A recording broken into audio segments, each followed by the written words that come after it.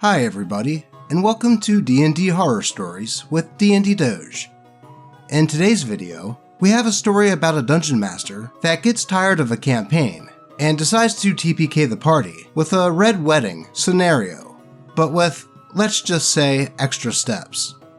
A story about a player's experience with a game at a local game store that was advertised for new players, but turns out to have way too many players, and a dungeon master that has no chill, and much more. But before we get into those, likes and comments really help out the channel, and research has shown that cats get the most likes of all. So here's Luna to try to farm some of those likes.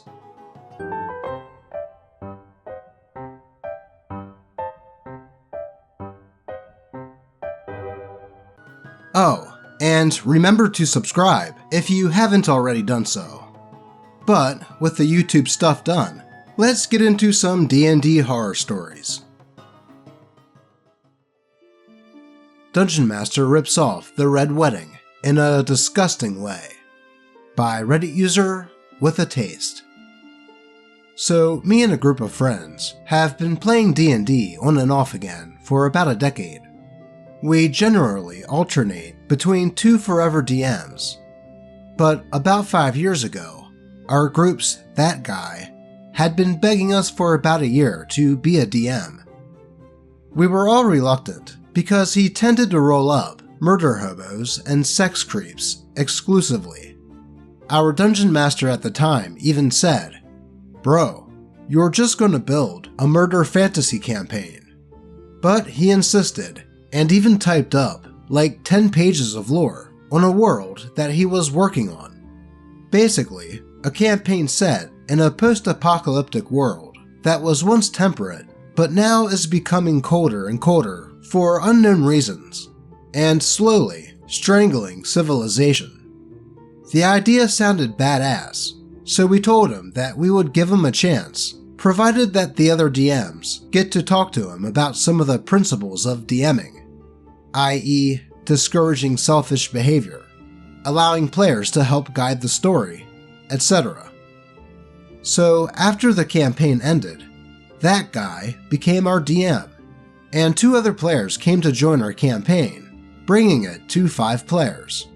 An orc wizard, a dwarf artificer, a human bard, a dragonborn fighter, and me, a half-elf paladin. This campaign initially went really well. The story was engaging, and the BBEG was compelling. Basically, our enemy was an evil paladin, serving the god who cursed this world. For about 3 months, we were able to work with the DM to tell this story. It was particularly fun for me to represent a paladin on the side of the god directly opposing the BBEG's god. But around 3 months in, things started to change. I think we might have inadvertently derailed the campaign by exploring a dungeon too early, and allowing Orc Wizard to murder a priest who was supposed to help us. But the game just started getting progressively more stale, as I think the DM didn't know how to get us out of the weird detour we took. And because we started getting very little direction from the DM, or his world, we ended up going off to random cities that turned out to have nothing to do with the campaign. They didn't even have compelling side plots or alternative hooks. I remember even talking to the DM about this, and he denied that there was a problem and said that we would get going again. But months kept passing, and he honestly seemed to lose interest, as did the group. After some of us expressed some desire to run a couple of one-shots, which is usually our group's code for, let's consider starting a new campaign. Weird, I know, but we usually don't just randomly start up one-shots. We didn't finalize anything, but DM, the next session, had us run into a noble named Henry Minicock, who was planning a wedding for his daughter and a foreign lord to solidify their resistance against the BBEG. And the session after that, we attended the wedding, hoping that this would reinvigorate the game.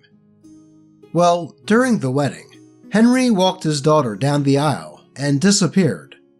The Dungeon Master noted this, so we asked if we noticed, and he said that our passive perceptions were too low.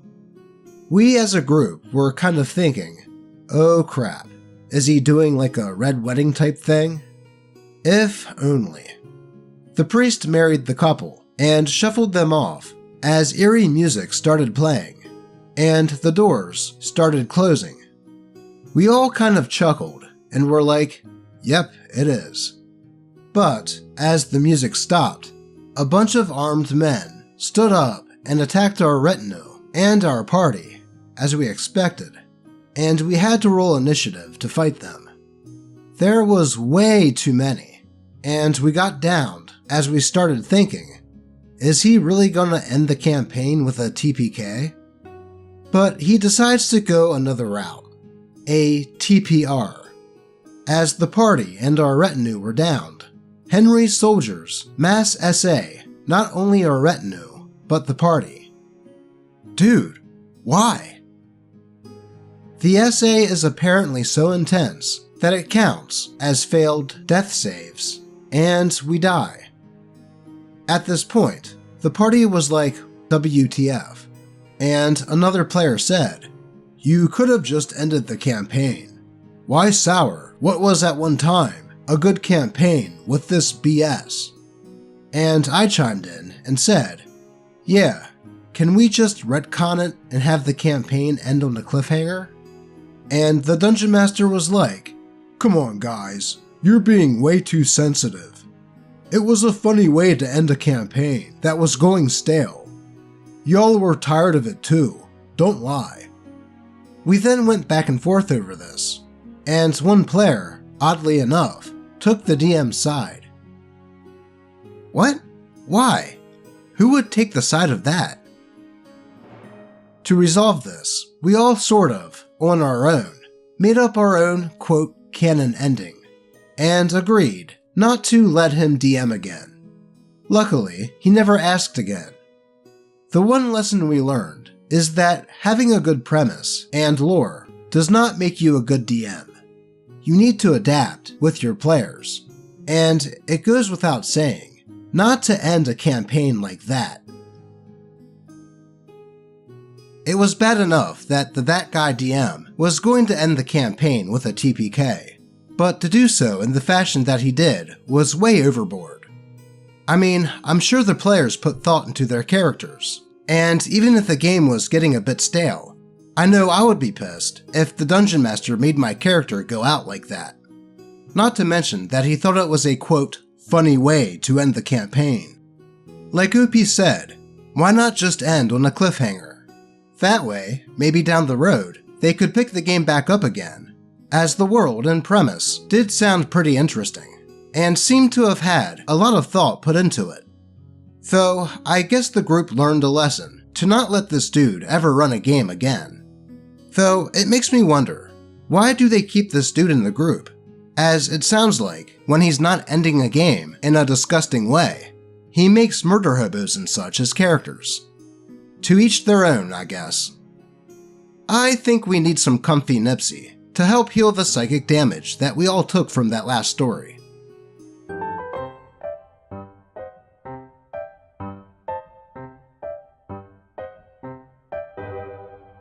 There we go. That is much better.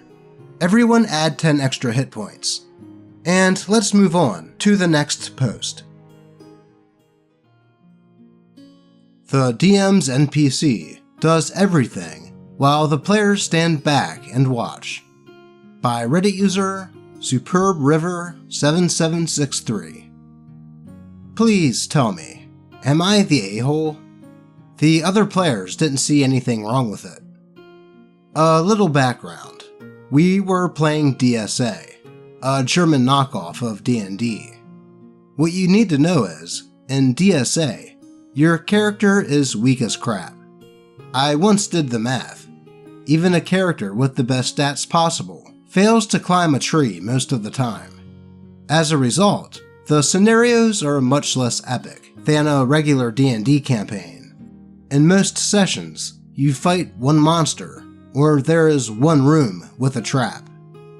In the previous session, we were given the task to find out why people who go to a certain forest keep disappearing. We found out that it was a gigantic telepathic spider that lives in a cave and controls other smaller spiders, and they keep eating humans. That session was pretty good. Now to the horror session. The guild sent us to kill the giant spider to make the forest safe again. It's the players, 12 NPCs joining us, and the dungeon master as an NPC leader, Ralph. I changed the name. We're in front of the spider cave.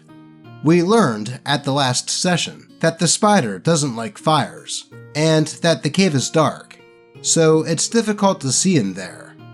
I suggest setting the cave on fire and luring the spiders out so we have a better shot. Ralph responds, which is really the DM speaking, "What makes you think you can tell us what to do?" So we go into the dark cave, with torches so we can see. We miss the giant boss spider right in front of us, because it's so dark, but the fight begins. Ralph lunges to attack the boss spider, and it summons tiny spiders to attack us. The other members of the party, who are played by the DM, create a circle with the torches, and stand inside it. By the way, they didn't tell us the plan. The Dungeon Master just said that they do so, and strongly suggested that we are stupid if we don't follow suit. The spiders were afraid of fire, so only a couple of the spiders came through the circle at a time, so we could fend them off. Ralph then summons a fire elemental. Did I mention DSA characters are weak as crap? We were first level characters, and that would be the highest level spell. Technically, DSA doesn't have levels, but you get the point. The entire rest of the fight, the Dungeon Master narrates an epic battle with Ralph, the fire elemental, and the spider, while we are in the circle fending off tiny spiders. I was expecting a bit of good storytelling. If you have an overpowered NPC fighting the villain, I would think that he would die, and now it would be up to the players to finish the job. I thought that the circle made of torches would fail, so we would get at least a bit of challenge. But that never happened. One player shot an arrow at one of the big spider's legs, but that didn't seem to make any difference at all. Ralph defeated the big spider, and with it, all the other spiders die too. At one point, I decided that I'm out if I don't get to do stuff. I could shapeshift, so my plan was to get out of the dungeon, disguise myself as Ralph, and collect the paycheck that Ralph would get. But as soon as I got out of the circle of torches, I was bitten by a poison spider and died. To summarize, the DM plays an overpowered character, who is probably a character he made for another campaign. The DM gets to fight the boss monster, while we poke at tiny spiders. And we weren't even allowed to strategize, or to come up with a plan. The Dungeon Master just tells us what to do, and punishes any deviation from what he wants. The other players acted as if this was normal, that's how every session goes. Maybe in this quote, "we have D&D at home" knockoff, but what's the point of having an RPG then? Why do we get to design characters and tell stories if we are just soldiers who get told what to do? And if we are playing on rails with no agency, why can't we at least play the cool guy? What was the point of us being there if an NPC does everything? Yeah, it definitely sounded like OP's Dungeon Master was basically using the game to play out his own power fantasy with his own character, and treated the other players like NPCs. I don't think OP is in any way an a-hole for not enjoying this, and I wouldn't blame him for not playing that game again. No D&D is better than bad D&D, or in this case, DSA, which, if I'm honest, does kinda sound like a boring system. But that is all I really got to say on this one. So let's move on. Undercover Dungeon Master discovers that, quote, newbie group at local game store is not for new players. By Reddit user DnD Noob Throwaway.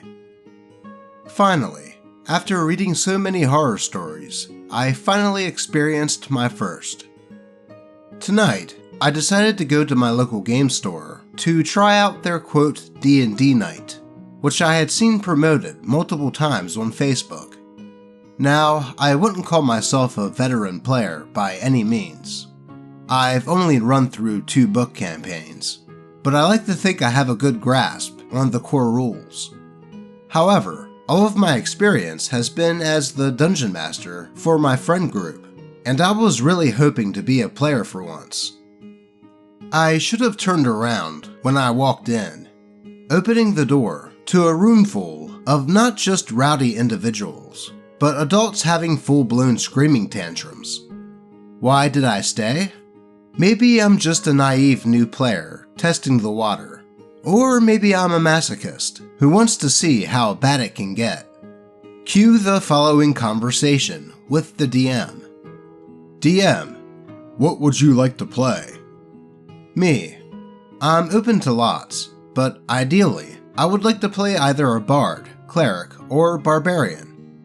DM, no, spell casting is going to be too difficult for you to understand.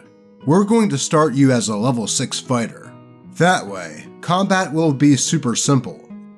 Me, thinking weird, but okay, say, sure, I'll be happy to give it a try. And I proceed to use standard array while statting. DM, wrong, do it again. Me, what do you mean? I'm literally using what's in the Dungeon Master's guide. DM, yeah, but you're a new player, so we're going to have you start at commoner stats until your character develops more. It's to incentivize people to come back and roleplay every week. Also, you'll have to be chaotic neutral because this party in particular does some really questionable things. Me, oh, I was told that this would be a family-friendly game. Just wondering, how many people are playing at this table? DM, we have about 16 people in this party. Holy crap, how many? That has got to be a nightmare. You probably won't get to do much today because of it, but it should be an informative session, and you can see how the game plays out. At this point, more people start trickling in. This is when I come to find that 6 other players are also basic human fighters like me. This, of course, results in the other players going, "Oh, great, just what we needed," followed by immediate cold shouldering. It turns out that the Dungeon Master has planned a massive boss fight tonight, and more players means less XP for each person when divided. Now, you already know what's happening here. An established clique that likes to continue the cycle of high and mighty nerd superiority that they were once forced to go through. Whatever, I'm not their therapist. I just want to play D&D. But somehow, it devolves even further. You know that thing that thoughtful DMs do where they talk about possible triggers for people and try not to include content that makes players uncomfortable? Yeah, they're not having that. This is a quote, gritty, realistic campaign, which I guess means that I have to play out the one thing that I do not do well with, which is child abuse. I don't know if this is fair of me, but as a DM, even if I was covering sensitive topics that players okayed, I would never give detailed and graphic accounts of some things. Not this guy though. He made sure that I truly suffered in horrible ways that I will not repeat here. It literally brought back memories that I thought I had forgotten, and smiled while doing it. At this point, I finally gave up. I told them that I had to go grab something from my car, and just drove away. All I could think of was how much I appreciated my friends, who are so happy to continue their goofy little PG-13 adventure. They threw Sildar Hollowinter into a fire, and consistently F me up. I also got some sense of peace, knowing that I could share this here. I get the feeling that sometimes D&D has been a non-inclusive space since its inception, but I genuinely do feel that you DMs out there who have even an ounce of emotional intelligence are changing the game for the better. Thanks to each of you. TLDR, FAFO'd at local game store's D&D night. DM of a new player table fully designs my character in a way that makes the other players hate me, belittles me, then proceeds to describe in vivid detail how much I was beaten as a child. Man, talk about a cluster and a half. How the heck was that supposed to be a game for beginners? I mean, that shouldn't even be a game for veterans, with that many players. I can only imagine how hectic it would be with people talking over each other, and how long the battles would take. Not to mention, the Dungeon Master basically telling the players what they have to play, and then going into graphic detail with some sensitive themes, for a game that is supposedly supposed to be family friendly. Heck, it's even in public, since it was at a game store. I don't blame OP for just noping out of there when he did. Let's move on to the next one. Players wanted a stream-like experience just because of my job. By Reddit user, Blood Reward. I am a voice actor and have worked in the industry for the better part of the last 15 years. I don't work in English, so just a heads up. I might not be someone you recognize. That being said, one of my hobbies has always been tabletop RPG games, and I believe they've influenced my decision to pursue this career. I've been a dungeon master for as long as I can remember, and it's truly the way I enjoy the games. Just because I'm a voice actor doesn't mean my games are any better produced, or that I perform thousands of voices for immersion. To be honest, I tend to not quote do voices for my NPCs. After doing that all day for work, I don't feel like continuing it in my free time. Up until now, it hasn't been a problem. However, my usual group has become unable to play regularly due to scheduling conflicts. Since tabletop RPGs, particularly Dungeons & Dragons, have been my hobby for such a long time, I didn't want to stop playing altogether. So I asked a friend, who owns a game store, if he knew anyone that was looking to join a game. And he did. He set me up with 4 players, 3 experienced ones, and 1 who had only played a few one-shots. Our games were going to take place in my friend's store, so I met them briefly beforehand and held a session 0 to discuss how my games are run and to help them come up with characters. They all seemed eager, and honestly, that really pumped me up. That was until our actual first session. We met up and started the session right away. The problem was, all that initial excitement seemed to vanish as soon as I began to speak. I didn't think much of it at first, but it got progressively worse. I could see the frustration on the faces of the experienced players, and the one who had just started playing eventually pulled out his phone and began scrolling through his feed. At one point, it got a bit too overwhelming, and I called for a 10-minute bathroom break. When I returned to the table, I overheard them complaining to my friend, the store owner. They were saying, and I quote, "You said he was an effing voice actor." They then proceeded to curse me and complained that I wasn't giving them the experience that they wanted to my friend, who seemed cornered, even though I could hear him trying to defend me. They stopped when I came into their field of vision, but it was clear that I heard everything. They just packed up their things, got up, and left without saying goodbye or goodnight. This was frustrating, to say the least. It seems like they were expecting a high level of D&D with a plethora of voices, sounds, and other immersive elements. While it's fine for them to have their own expectations, it did bother me. Is simply asking for a straightforward tabletop RPG experience too much to ask for? Well, nothing I can do over spilt milk. I guess I'll just wait for when my friends' schedules align again, which sucks, but hey, what can one do? Thanks for reading. I know it's not as bad as others, but yeah. Yeah, I could see how that could be pretty frustrating, and I can understand why OP wouldn't want to do all kinds of voices for his relaxation hobby, when doing voices is what he does for work. Perhaps OP's friend shouldn't have told the players that OP was a voice actor.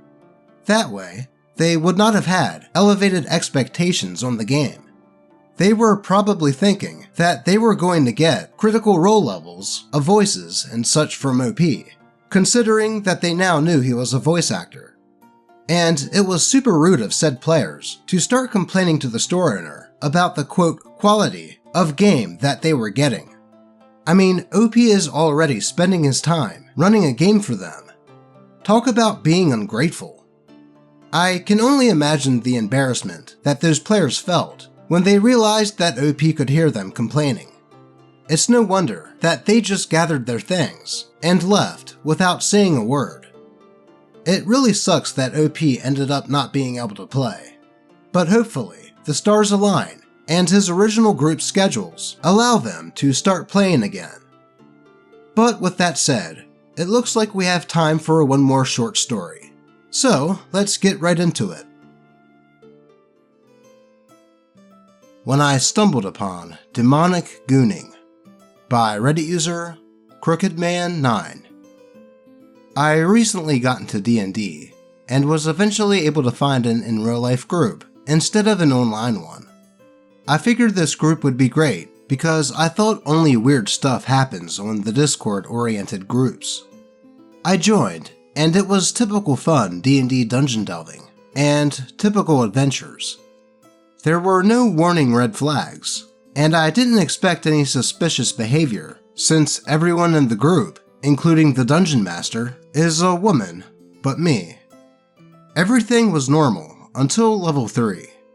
We had to attack a bandit camp, and the group decided that my character should scout the camp by masquerading as a returning servant.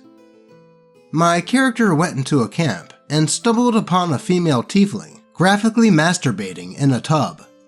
I don't know why the dungeon master did this, but what was even worse was when she described the demon asking if my character wanted to join her. I was really shocked by this, because this totally came out of left field.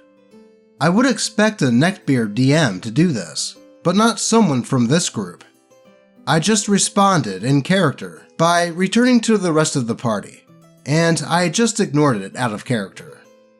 It's been a few sessions, and I've just been pretending that it didn't happen. I can't fathom the reason behind this. I have a friend who speculated that maybe the dungeon master was testing to see if I would engage in red flag behavior, but I'm not sure. I know my story isn't that well written or complex. I'm mostly just looking for advice on what I should do next. Well, if the scene really bothered OP that much, I'd say the thing he should do next is talk to the dungeon master. As it sounds, it seemed like OP joined this group when they already had a campaign going, so there was no session 0 for OP. And I'm not so sure if OP's friend's theory is solid. I think that the dungeon master just legitimately thought that OP wouldn't be uncomfortable with that scenario, as a lot of D&D games do feature adult themes. I mean, just play Baldur's Gate 3 and open that one barn door. Trust me. Those who know, know. So, yeah, if it bothers you, talk to the dungeon master, and if it doesn't, just keep on keeping on. That's my opinion anyways. How about you guys? But that is all I have for you today. As always, I appreciate all of you, especially if you like and subscribe, and may your games remain horror story free. Until next time.